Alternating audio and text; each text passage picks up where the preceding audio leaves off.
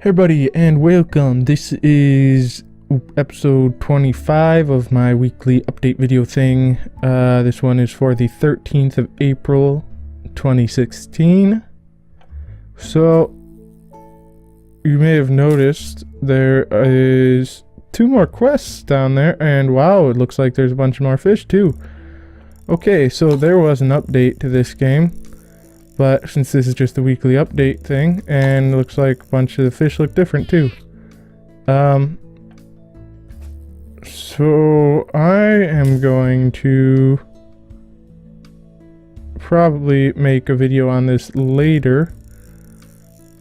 You know what? I don't want to catch anything new out of an update video, so in this update video I'm gonna make an update video, I think, now that I know that there was an update to this, at some later date. What the fuck is that? This is so much new stuff. Anyways, so this is, I guess, a little sneak peek at little update fish things.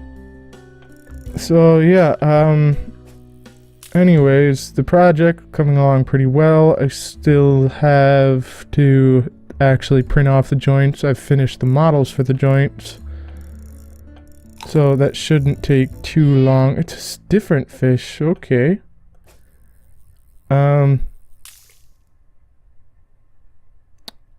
So yeah, that should be done pretty soon though. I finished all the code except I still need to make some tweaks to the OpenGL program. But for the most part everything's done. I'm not using the USB interface chip that's on board because I wasn't actually able to find any sort of documentation about what the computer side would need to do for it to function properly. Oh yeah, and there's a day-night cycle. Oh joy, this is gonna be great. Ah, fuck. I say that for editing purposes. God damn it. I wonder if there's a way to turn that off.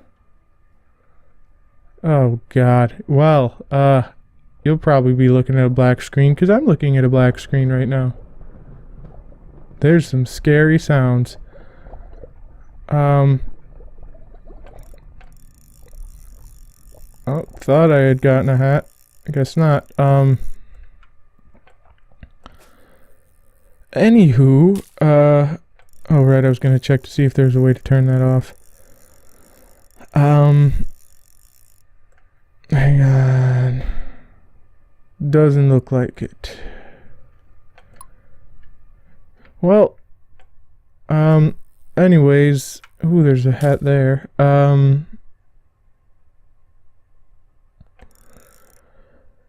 What was I gonna say?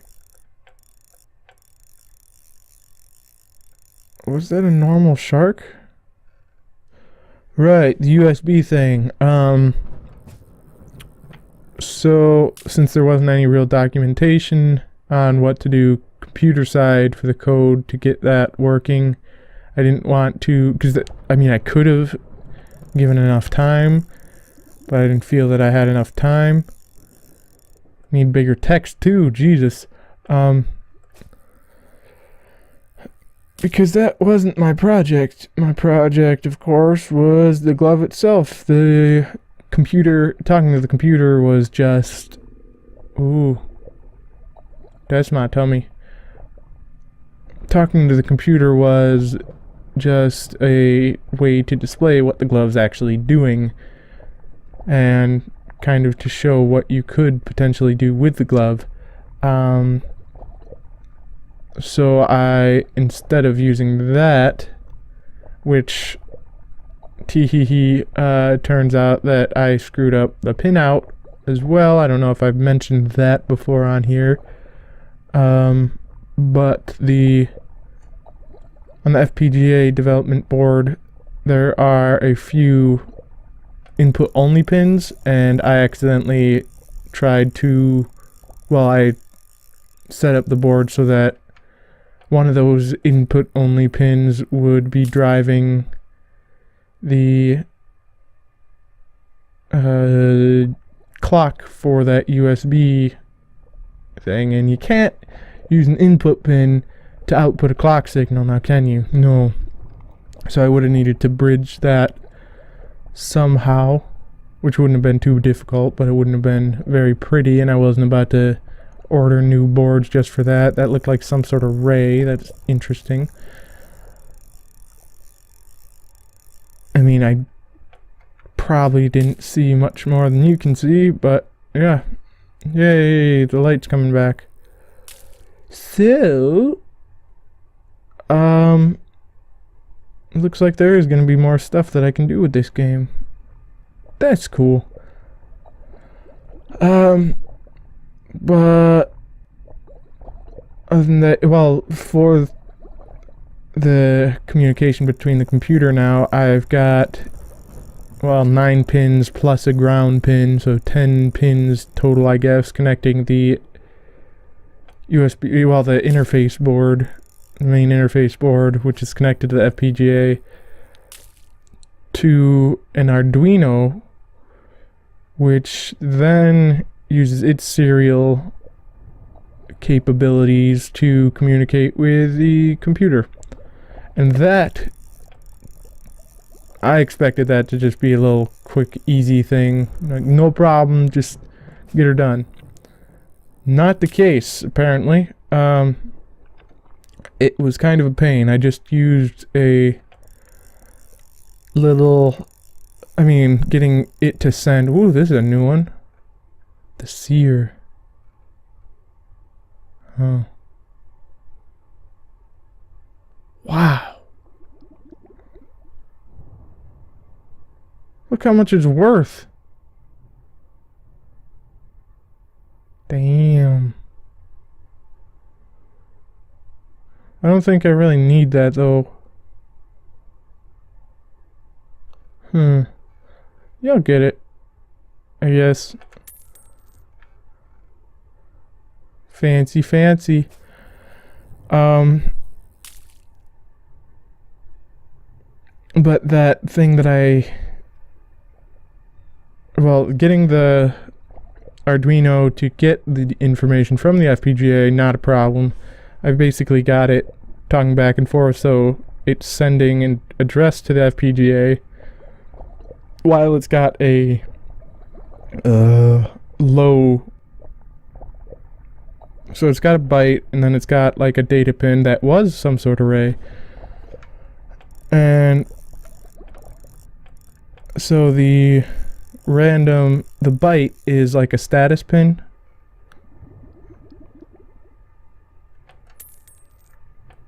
And wow, that's a weird hat. So the status pin, when it's low, it's telling the FPGA that it should be receiving the data, and when it's high, it should be sending the data. So first it sets it to low, sends an address to the FPGA. Well, first it sets it to low, the FPGA switches its things to be inputs. It sends the address, and then the FPGA switches, well, and then switches that bit to low. FPGA and it then switch so that it is set, its pins are set to output and FPGAs are set to input, sends the address, switches that bit to high.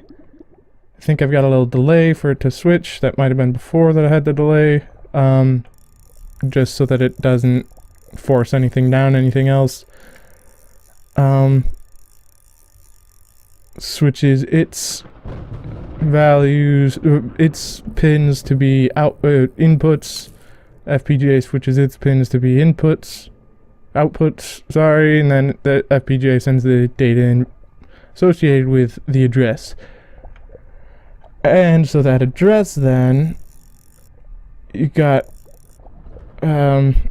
well, that address in the data then gets sent via serial to the computer. There we go. Caught it. I was using the mini map. I couldn't see whatsoever on screen. And then of course it counts up by 1 on the address, gets the same old, sends it and whatnot. But for whatever reason, well, I mean, I'd say for whatever reason, it took me a while to figure this out, but the program that I found that reads the Arduino data and commits it to, well, reads it like a C++ program that will read it and do its thing. All right. That's a quest fish there.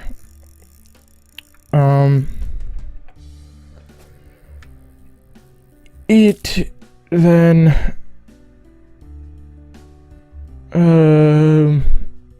what was I saying? It stores the incoming data as, which I've sent out as binary. It stores that in a character array. So then I've got to change that to an integer because all those numbers are going to be integers. But I can't just change that to an unsigned character because reasons. There's a bunch of spots in the code that I would need to change it, and I don't really feel like spending all that time just to change it to be an unsigned character, and I didn't realize that was the issue at first. So that was a bit of a problem. And ooh, that's a cool looking fish. And since it was a signed character, it brought in 255 as -1 because that's the way that binary signing stuff works.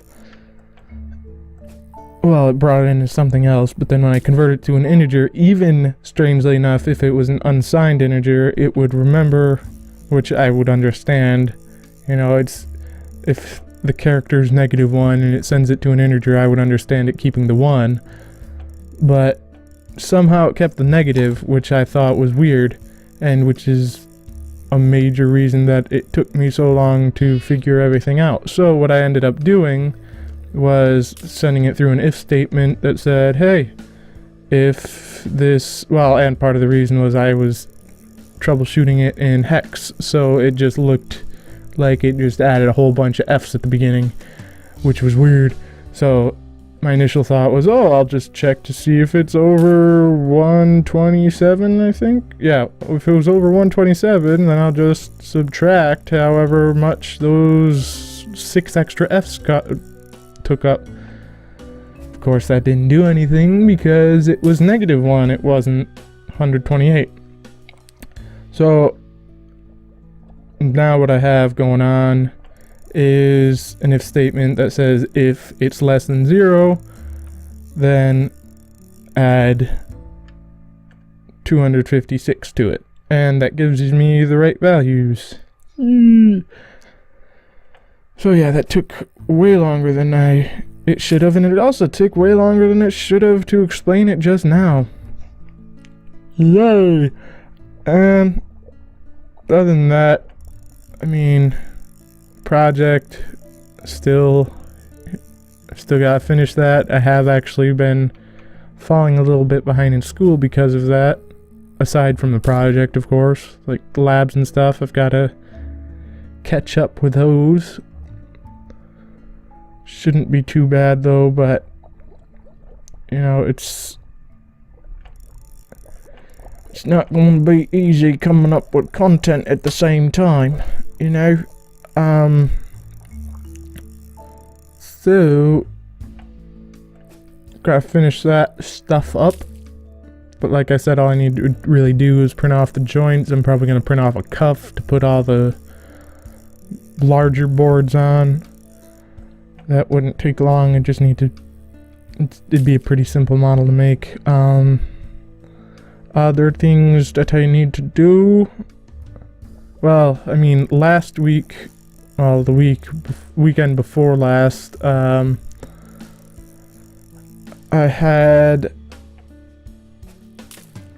went to the Trinity firefighting competition thing, mostly just to take the test, because the year before we had gotten second place when I helped them take the test.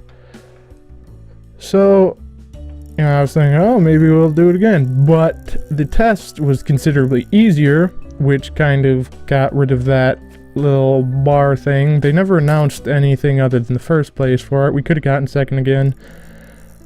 But one of the major problems as well, after being considerably easier, was many of the problems weren't really very clear.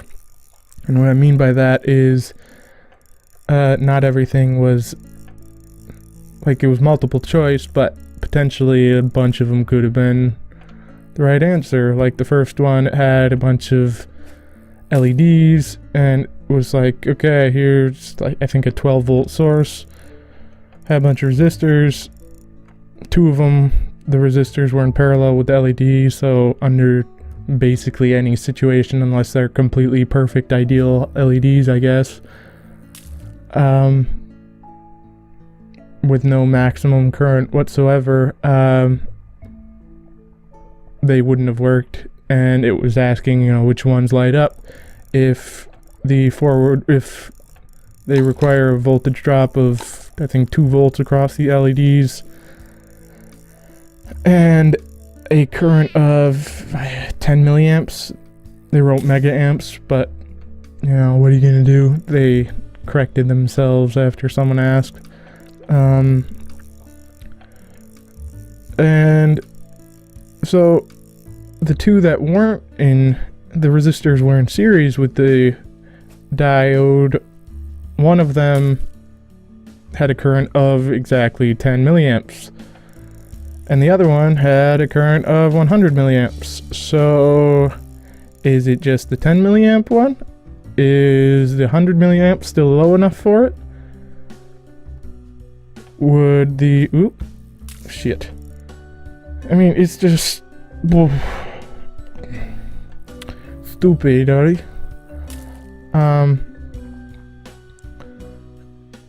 And there were just a bunch of questions like that. So that wouldn't have been too big of a deal, but there was one group that managed to guess the case for all of them and got 100%. So that's basically, you know, oh, well, these guys got lucky in their interpretation. There you go, perfect score. So yeah, whatever. Yeah, not really much you can do about it, I suppose. Fuck. Oh well. So, yeah, hopefully fairly soon I'll be able to get back to stuff. Making videos and stuff. The update for this probably isn't going out this week, considering I need to,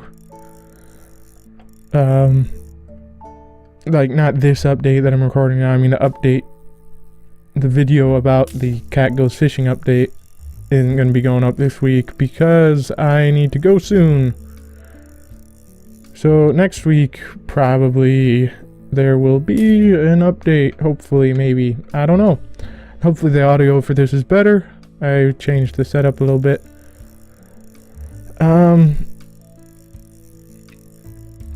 I also had an induction thing to... what was it? Tau Alpha Pi, which is an engineering technology honor society thing. And I was at my dad's when... Well, and I think he did send an email out about that it was going to be last week, the week before, but I was in Trinity and I got back fairly late, so I didn't really have a lot of time to look for stuff or even think about the fact that I would need stuff. So then I remembered Wednesday, it was on Thursday, that the induction thing was on Thursday. So Wednesday I was like, oh wait, I've got that thing tomorrow. And I didn't have any clothes with me. So I had a polo and jeans on. It was great. Whoa.